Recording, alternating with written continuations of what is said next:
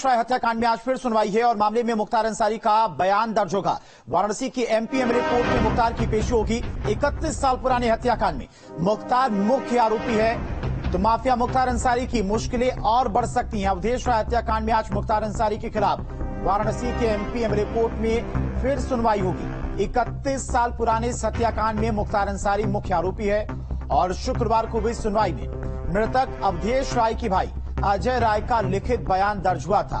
आज इस मामले में मुख्तार अंसारी का बयान दर्ज होगा। 3 अगस्त 1919 को वाराणसी के लौराबीर में अवधेश राय की गोली मारकर हत्या कर दी गई थी। उसी मामले में आज मुख्तार की पेशी और इसी खबर पर तमाम जानकारी के साथ में प्रयागराज से संवाददाता मानवेंद्र हमारे साथ जुड़ गए। मानवेंद्र, मुख्तार अंसारी की मुश्किलें तो वैसे भी लगातार बढ़ती जा रही हैं, सजाएं बढ़ती जा रही हैं। आज एक बार फिर से अवधेश राय हत्याकांड में एमपी एमएलए कोर्ट की तरफ से फैसला सुनाया जाना है। जी बिल्कुल, जिस तरह से लगातार मुख्तार अंसारी को अलग अलग मामलों में सजा हुई है और उसी सिलसिले में ये पूरा मामला है। अवधेश राय हत्याकांड बेहद चर्चित मामला है। जिस तरह से जिसको अंजाम दिया था मुख्तार अंसारी गैंग ने, आरोप है और उसमें आज फैसला आना है। तो अब ये देखना होगा कि जो एमपी एमएलए कोर्ट है उसमें मुख्तार अंसारी का बयान दर्ज होना है और उसके बाद जब सुनवाई पूरी होगी तो ये भी मामला कह सकते हैं इसमें फैसला आ सकता है कभी भी।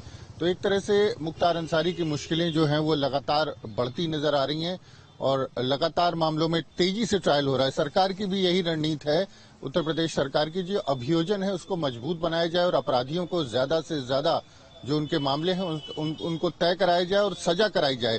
तो इसी कड़ी में मुख्तार अंसारी को कई मामलों में सजा हो चुकी है और ये जो अवधेश राय हत्याकांड का मामला है इस पर भी तेजी से सुनवाई हो रही है। मुख्तार अंसारी के बयान के बाद अब कोर्ट इस पूरे मामले को जल्द ही तय कर लेगी। तो ऐसे में ये माना जा रहा है कि मुख्तार अंसारी की मुश्किलें लगातार बढ़ रही हैं और देखना ये होगा कि इस पूरे मामले में अवधेश राय हत्याकांड में जिस तरह से मुख्तार अंसारी का नाम आया था और कृष्णानंद राय हत्याकांड के बाद ये दूसरा सबसे चर्चित जो हत्याकांड का मामला था वो सामने आया था और जिस तरह से कृष्णानंद राय की हत्या हुई थी उसी तरह से अवधेश राय की हत्या भी मुख्तार अंसारी गैंग की तरफ से की गई थी, ये आरोप है। तो सरकार की यही रणनीति है कि जो सारे मामले दशकों से लटके हुए थे, जिन मामलों में आरोपी लगातार जो सुनवाई है उससे बचते नजर आ रहे थे और कहीं न कहीं उसी का फायदा उठा करके वो सिर्फ न सिर्फ आपराधिक अपनी गतिविधियों को अंजाम दे रहे थे बल्कि कई बार चुनाव लड़के जनप्रतिनिधि भी बन जाते थे। तो ऐसे में जिस तरह से मुख्तार अंसारी को सजा हो चुकी है, अफजाल को सजा हो चुकी है, अफजाल की सांसदी जा चुकी है,